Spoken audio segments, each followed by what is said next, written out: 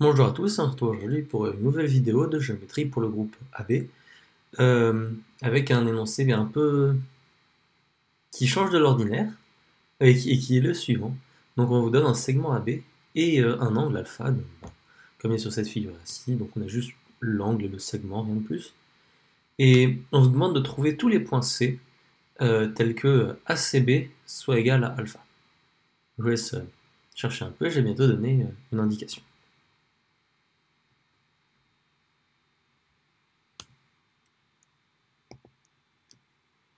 Bon, ok, mon indication c'est la suivante, c'est de penser à des théorèmes de géométrie, disons, de base, à savoir le théorème des angles inscrits et des angles tangentiels, peut-être leur réciproque également. Je vous laisse encore réfléchir un peu, j'ai bientôt donné une correction. Ok, donc un premier truc à remarquer, c'est que si jamais on prend deux points C et C', qui vérifient la condition de l'énoncé, à savoir ACB égale alpha et A'B égale alpha, alors par le théorème des angles inscrits, on obtient que A, C, C' et B sont cocycliques. Voilà, comme ça.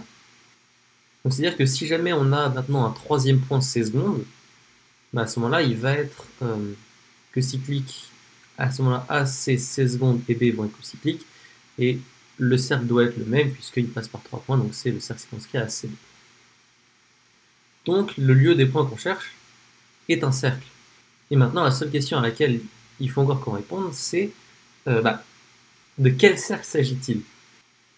Et pour ça, on pense à un autre théorème de chasse aux angles, qui était aussi dans l'indication, et qui est le théorème de l'angle tangentiel, plutôt sa réciproque. Et donc quelque chose qu'on peut faire, c'est, vu que notre cercle passe par A et B, on peut essayer de regarder les tangentes en A et B, de voir quelle tête elles ont, et en fait c'est relativement simple. À part le théorème de l'angle tangentiel, elles ont un angle ici qui est alpha en fait. Donc ce qu'on fait, c'est qu'on écrit ici un peu, on accole alpha au segment AB de cette manière-là, quoi, juste pour qu'on ait ici cette tangente.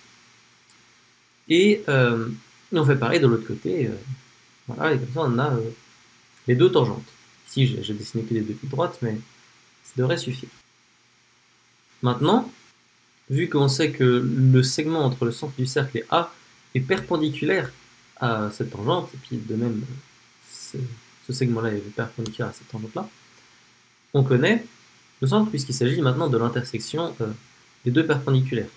Ok, donc voilà, j'ai tracé les perpendiculaires et elles s'intersectent en haut, incroyable, là c'est un angle droit.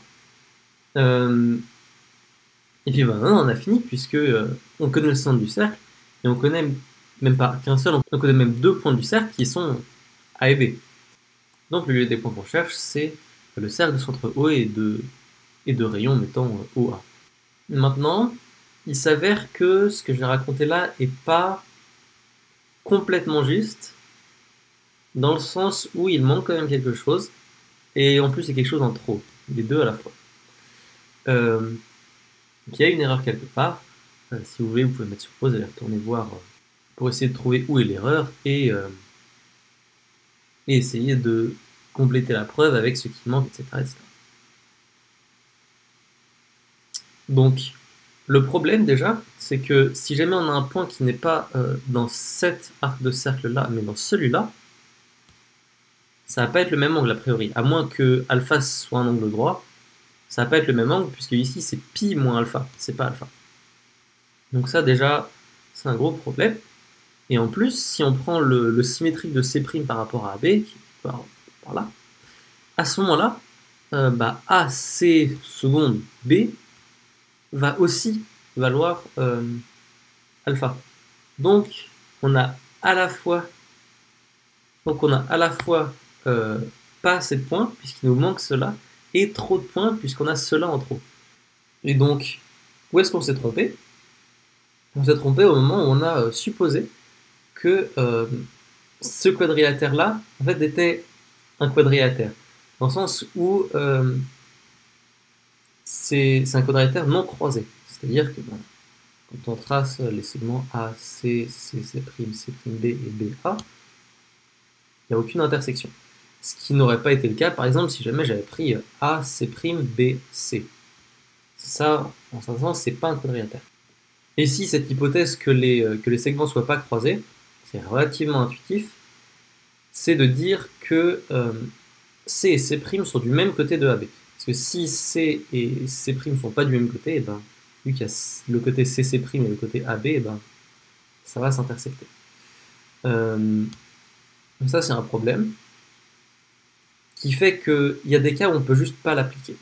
Donc à ce moment-là, il faut raisonner, il faut faire une disjonction de cas, il faut dire, qu'est-ce qui se passe si C et C' sont du même côté, sont de ce côté-là de AB, et qu'est-ce qui se passe s'ils sont de l'autre côté de AB. Et il s'avère que c'est exactement pareil dans les deux cas, mais qu'il faut bien penser à enlever ce bout-là. Donc finalement, on obtient cette figure-là. Donc on a le cercle ici comme ça qui se continue, le cercle ici comme ça qui se continue, et on n'a pas pris ces parties-là, et on a donc ces deux arcs de cercle-là. Et bien sûr, la construction des centres est la même qu'avant, ou alors on prend les tangentes comme ça, celle-là et celle-là, ensuite l'intersection des perpendiculaires par là, ou alors on prend la tangente comme ça et la tangente comme ça, et le point d'intersection des perpendiculaires est par là, et ça nous fait bien les deux centres des cercles.